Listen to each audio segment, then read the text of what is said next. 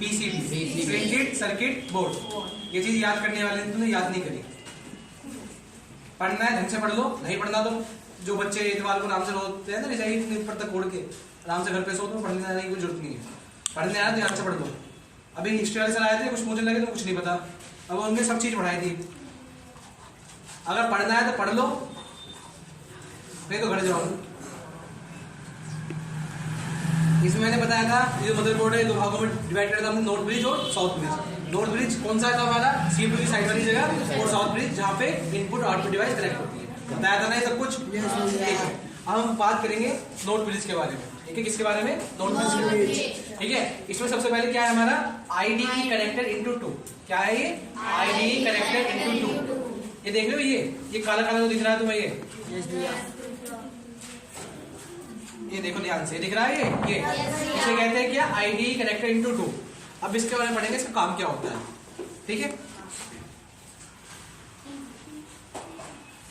देखो सुनो मेरी बात, यहाँ देखो, हाँ देखो, यहाँ देखो, देखो आई दिख रहा है ना, इसके ऊपर भी चला हुआ वैसे तो दिख रहा है ना। देखो ये है आईडीई, क्या नाम है इसका, कनेक्टर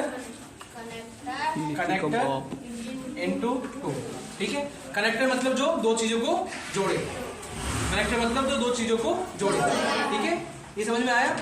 और इनटू 2 का मतलब क्या है, मतलब दो है। ये देख रहे हो यहाँ पे, एक तो ये रहा, एक ये रहा, ये काले काले दिख रहे हैं ना आपको, दिख रहे हैं, ये है आईडी कनेक्टर, एक ये रहा, एक ये रहा, तो कितने हो गए, ये दो। ठीक है, अब आईडी का मतलब होता है integrated drive electronics connector into 2। ID की फॉर्म क्या है, इंटीग्रेटेड ड्राइव इलेक्ट्रॉनिक्स। ठीक है, अब इसका काम क्या होता है, अब बहुत सुनने वाली बात है। देखो लिख लिया सबने, देखो आपको पता है हार्ड डिस्क होती है हमारे कंप्यूटर में, क्या हार्ड डिस्क क्या होती है, हार्ड डिस्क। ठीक है, क्या होती है, हार्ड डिस्क। हार्ड डिस्क का काम क्या होता है, जितने भी हम अपना फोटो वीडियो वगैरह जो कंप्यूटर में डालते हैं वो किसमें जाकर स्टोर होती है, हार्ड डिस्क। ठीक है, इसे परमानेंट स्टोरेज भी कह देते हैं, परमानेंट स्टोरेज। ठीक है, अगर हमें देखो, अगर हमें अपना कोई भी फोटो या कोई भी वीडियो चलानी है तो सबसे पहले हम क्या करेंगे, सबसे पहले उस वीडियो पे क्लिक करेंगे, फोटो पे क्लिक करेंगे, जब चलेगी वो, ये बिना क्लिक के चल जाएगी नहीं, पहले क्लिक करना पड़ेगा जब चलेगी ना।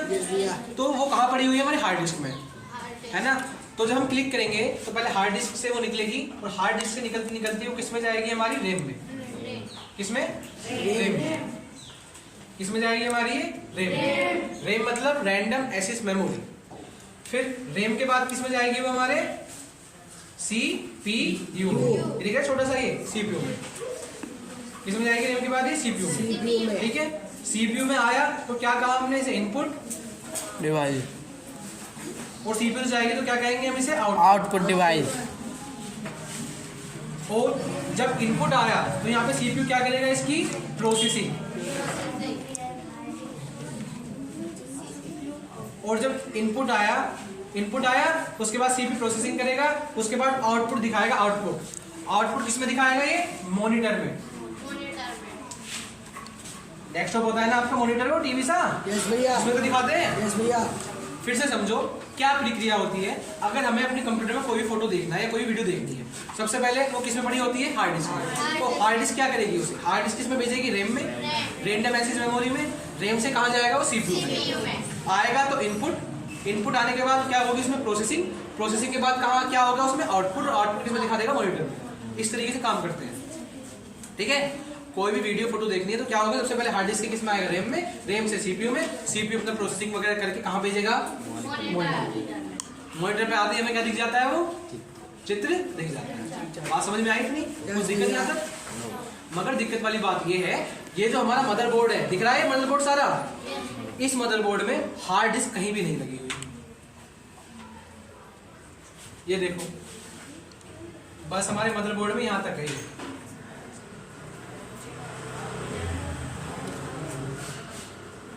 देख रहे हो, ये जो ब्लैक ब्लैक डॉट बना रहा हूं, बस इतना ही है हमारा मदरबोर्ड। हार्ड डिस्क क्या इससे बाहर लगी हुई होती है, मदरबोर्ड में हार्ड डिस्क नहीं होती, हार्ड डिस्क बाहर लगी हुई होती है। क्या होती है, बाहर लगी हुई। तो अभी कैसे करेगा काम अपना, जो हार्ड डिस्क की बाहर लग रही है।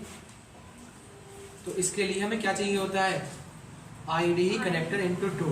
IDE मतलब फिर से लिख रहा हूँ जिसमें नहीं लिखी डेफिनेशन, इसकी फुल फॉर्म वो लिख लेना, IDE की फुल, इसे कैपिटल में IDE मतलब इंटीग्रेटेड ड्राइव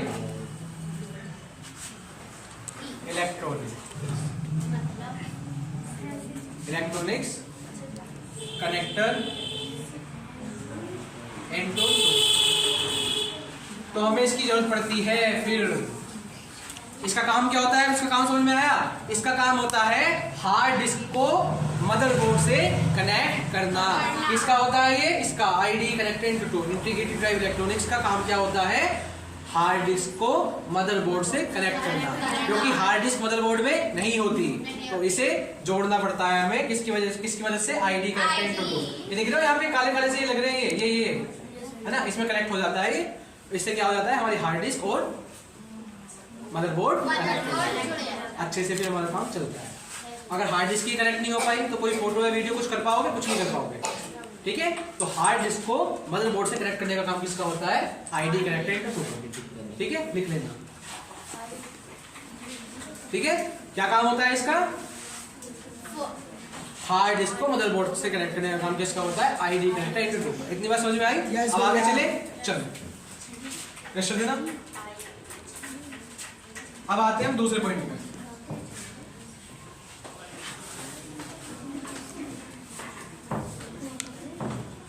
अब क्या है हमारा यहाँ पे, क्या लिख रहा है? DRAM memory slot into 2। क्या लिख रहा है? DRAM मेमोरी स्लॉट इनटू 2, ठीक है। ये देख रहे हो, ये देख रहे हो, ये वाला नीला नीला जो है, ये नीला नीला जो है, ये देख रहे हो, नीला नीला सा जो है, ये क्या है? ये DRAM का स्लॉट है। किसका? DRAM का स्लॉट है। अभी समझाऊंगा ये कैसे कैसे। देख, रैम होती है हमारी, रैम क्या कहते हैं इसे? रैंडम एक्सेस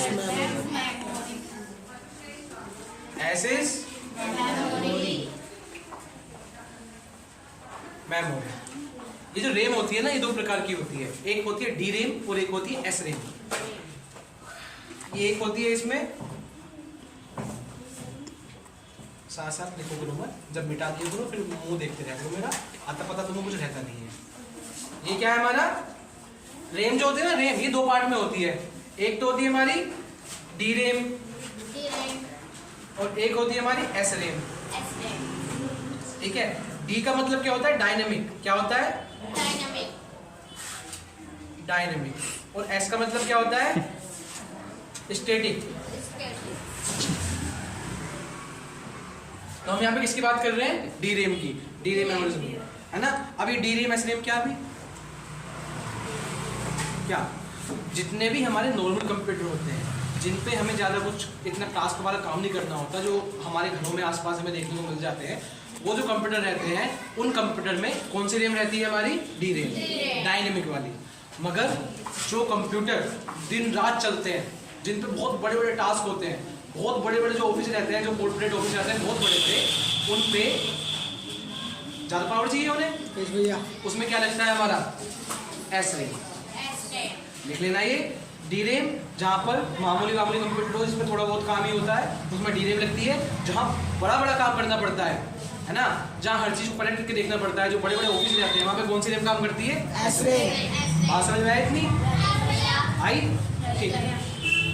अब ये कह रहा है DRAM memory slot into 2। DRAM memory slot into 2, ये लिख रहा है, ठीक है। अभी 2 का मतलब क्या है? यहाँ पे क्या है हमारे स्लॉट कितने? 1 और 2। यहाँ पे 2 स्लॉट लगे हुए हैं। हमेशा एक बात सीखने वाली ये है, ये बात सीखने वाली हमारी बात ये है कि स्लॉट होते हैं ना रैम के, ये 2 की पावर n पे चलते हैं, जो हमारी स्टोरेज होती है। कैसे? देखो इधर, देखो सामने, देखो इधर, देखो सब, देखो 2 की पावर पे चलते हैं ये, मतलब 2 की पावर 1, 2 की पावर 2, 2 की पावर 3, 2 की पावर 4 और ऐसे ऐसे चलते चले जाते हैं। यहाँ कितना आएगा? 2। यहाँ कितना आएगा? 2 2 जा 4। यहाँ कितना आएगा? 6। 2 2 4 2 जा 8। यहाँ कितना आएगा? 4 2 2 4 4 4 8 2 जा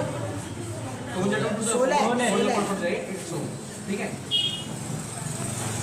ये ऐसे चलता है। अगर कोई हमसे ये कहे कि मुझे अपने यहाँ अपनी जो कंप्यूटर है उसमें रैम लगाना है, स्लॉट कितने स्लॉट हमारे पास 2 ही है ना बस, एक तो ये वाला ऊपर वाला, एक तो ये वाला और एक ये वाला, 2 स्लॉट है ना। कोई हमसे कहे कि हमें स्टोरेज लगानी है कितने की, 6 GB की, 6 GB की, ठीक है। तो क्या करेंगे हम, हमारे पास कितने स्लॉट है, 2 स्लॉट है, तो एक में कितने की लगा दोगे यहाँ से निकाल के, एक में 4 की और एक में 2 की, कितना हो गया टोटल 6। मिशन सक्सेसफुल, कुछ दिक्कत नहीं आता भैया। मगर कोई कहे कि हमें कितने की चाहिए, 5 की, कोई कहे कितने की चाहिए हमें, 5 की ना, कोई हमसे कहे हमें चाहिए चलो 5 की, क्या तो 5 की। अब 5 की कैसे लगाओगे इसमें, ये तो बताओ।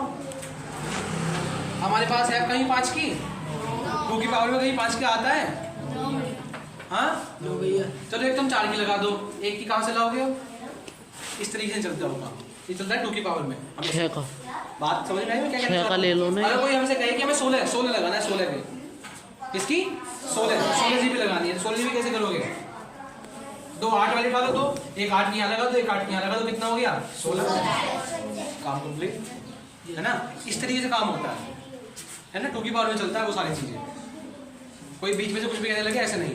मगर इस दिक्कत को सोल्व करने के लिए यहाँ पे कितने स्लॉट है, 2, मगर जो नए नए कंप्यूटर आ रहे हैं उनमें मैक्सिमम 2 से लेकर 32 तक स्लॉट जा रहे हैं। जो नए नए कंप्यूटर आ रहे हैं उसमें स्लॉट जो जा रहे हैं ना, वो 2 से लेके 32 तक जा रहे हैं। किसमें, 2 से लेके 32 तक। ये देख रहे हो वाला स्लॉट जो है वाला, ये देख रहे हो, ये जो नए नए कंप्यूटर आ रहे हैं उसमें मैक्सिमम स्लॉट कहाँ तक जा सकते हैं, 32 तक। तो कितने भी लगा लो, कैसे भी लगा लो, आराम से काम करें। बात समझ में आई, ठीक है। डी-रैम एस-रैम समझ में आया सब, इतनी बात मामले समझ में आई, ठीक है। चले आगे, अब आगे समझ में ये और लिख लें साइड में कि 2 से लेके 32 तक मैक्सिमम यहाँ पे स्लॉट आ सकते हैं, है ना। ये नहीं कि 2 ही आने हैं, पर 2 से लेके 32 तक स्लॉट आ सकते हैं, ठीक है। बात समझ में आई, आगे चले।